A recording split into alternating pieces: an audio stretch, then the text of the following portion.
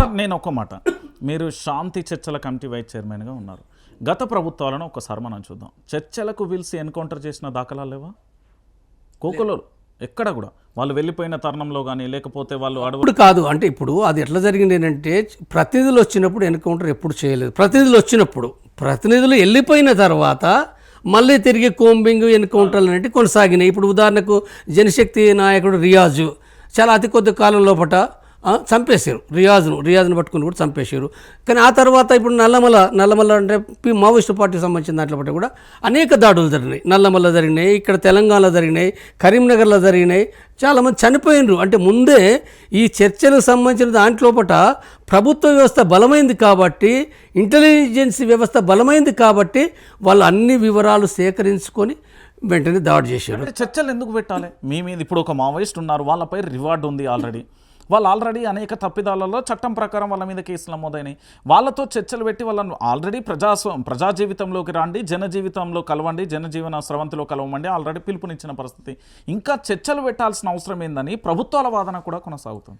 ఇప్పుడు వాళ్ళు జనజీవన స్రవంతులకు రావడం అంటే సరెండర్ కావడం అనేది అందులో పట్ల ఉండే పార్టీ మెంబర్లు వాళ్ళ అనారోగ్య సమస్యల నుంచి లేదా వ్యక్తిగత పరిమితుల నుండి కొంతమంది కావచ్చు. అది అయితే అంటారు, అది వేరే విషయం. అది అంటే వాళ్ళకి పార్టీ సిద్ధాంతం పట్ల స్పష్టత ఉండి వాళ్ళు ఖచ్చితంగా పనిచేయాలనుకున్న వాళ్ళు సరెండర్ కారు కదా. వాళ్ళు పార్టీలకు పోయిందే సిద్ధాంతం కోసం, ప్రజల కోసం పోయినరు. సరే ఇబ్బందులు ఉండొచ్చు, ఇబ్బందులు ఉన్నాయి, ఉన్నప్పటికీ కూడా వాళ్ళు దాన్ని నమ్ముతుండ్రు కదా. నమ్మకపోతే వేరు, నమ్మనోళ్ళు బయటకు రావడం వేరే. నువ్వు ఎన్ని చెప్పినా వాళ్ళు రారు కదా.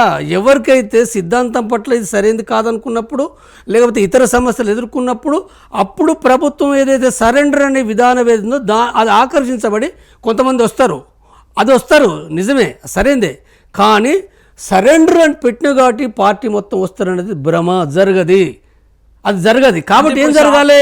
మేమేం చెప్తున్నామంటే ఇప్పుడు ఈ విధానం ద్వారా అంటే చర్చలు జరగడం ద్వారా, కాల్పుల విరమణ ప్రకటించడం ద్వారా, దాని ద్వారా చర్చలు సరిగ్గా జరిగితే స్థిరమైన శాంతి స్థాపించాలని మావోయిస్టు శాంతి కమిటీ చెప్తారు. అంటే ఈ శాంతి చర్చల ద్వారా పూర్తి స్థలం మావోయిస్టులు అందరూ జనజీవన స్రవంతిలోకి రావచ్చు అంటున్నారా మీరు?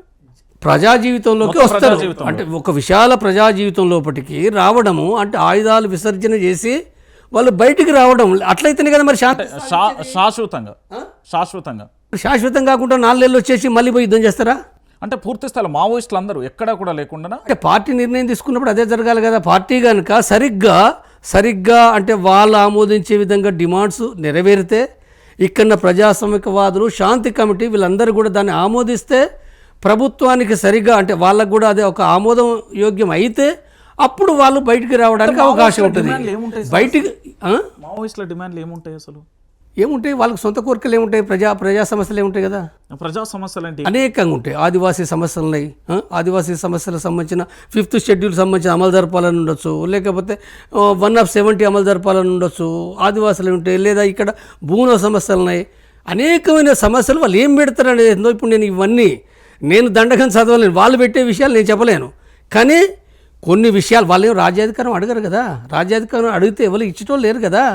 రాజ్యాధికారం అనేది నువ్వు ఇక్కడ ప్రజానీకంలో గెలిచి సాధించుకోవాల్సిందే. ప్రజానీకంలో గెలిచి సాధించకుండా అంటే ఇప్పుడు ఒకటో ఓటు పద్ధతి ఉన్నది, అది ప్రభుత్వాధికారం అంటే రాజ్యాధికారం అన్నారు. ప్రభుత్వాధికారం మావోయిస్టు భాషలో పట్ట అది ప్రభుత్వాధికారం.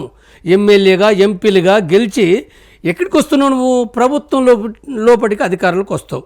రాజ్యాధికారం కాదు. రాజ్యాధికారం అంటే వేరే. రాజ్యాధికారం అంటే ఏమిటి అంటే వాళ్ళ యొక్క ఏదైతే సిద్ధాంతం ఉందో, ఒక నూతన ప్రజాస్వామిక విప్లవం సాధించాలని లేదా సోషలిస్ట్ విప్లవం సాధించాలని ఏదైతుందో దాని ప్రకారంగా రావడం వేరు. దాని ప్రకారంగా వాళ్ళు వచ్చినప్పుడు అనేక విషయాల మార్పులు ఉంటాయి. మొత్తం వ్యవస్థను వాళ్ళు మార్పులు చేస్తారు. కానీ ఇప్పుడు అది అసంభవమైన విషయము. అది చాలా కాలం పడుతుంది. ప్రజలు చైతన్యవంతం కాకుండా అది జరగని ముచ్చట. కాబట్టి ఇది అంటే ఇది జరిగే క్రమంలో బట్టి ఏంటిదని వేరే విషయం. కానీ ఇప్పుడున్న పరిస్థితుల్లో ఒక స్థిరమైన శాంతి సాధించాలి. వాళ్ళ సిద్ధాంతాల సమానత్వం దాన్ని వదులుకోవాలని ఎవరు చెప్పడం లేదు కదా. వాళ్ళ సిద్ధాంతం ప్రజాస్వామ్య మీనింగ్ ఏంటంటే ఒక శ్రామికునికి, ఒక కార్మికునికి, ఒక రైతుకు అంటే సామాన్య ప్రజలకు కూడా ఆ ప్రజాస్వామ్యం అందాలి. అంటే అర్థం ఏంటి? ఓటు వేయడమే ప్రజాస్వామ్యం కాదు. ఓటు వేయడంతో నిలబడడం, తను ఒక ఎమ్మెల్యేగా ఒక ప్రతి దాంట్లో నిలబడి అధికారులకు రావడం కూడా అది కూడా కావాలి కదా. మరి ఇవాళ వస్తుండ్రా, డబ్బున్నోళ్ళు వస్తున్నారు, కోటీశ్వర్లు వస్తున్నారు. ఎవరు వస్తున్నారు ఎమ్మెల్యే ఎవరు నిలబడ్డారు తెలంగాణలో ఒక్కరి పేరు చెప్పు.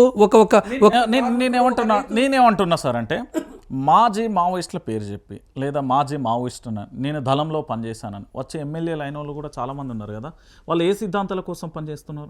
వాళ్ళ ఒక్కనాడు కొంత డబ్బు తక్కువ ఉన్నా అయినరు, కానీ ఇవాళ అయ్యే పరిస్థితి లేదు. ఇవాళ కోట్ల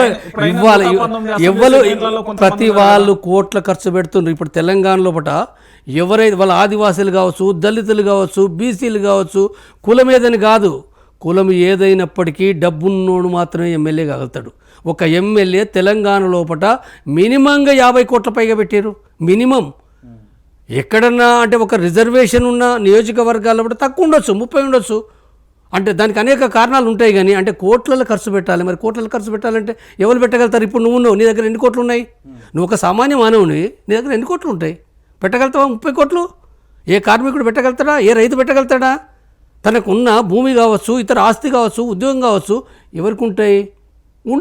ఉండయి కాబట్టి ఏంటంటే నువ్వు ఓటు వేస్తూనే తప్ప నువ్వు అధికారులకు వచ్చే పరిస్థితి లేదు. అంటే అది రావాలనంటే కూడా ప్రజలు చైతన్యవంతం చేయాలి. ఇవ్వాలన్న వ్యవస్థలో ఓటుకు నోటీస్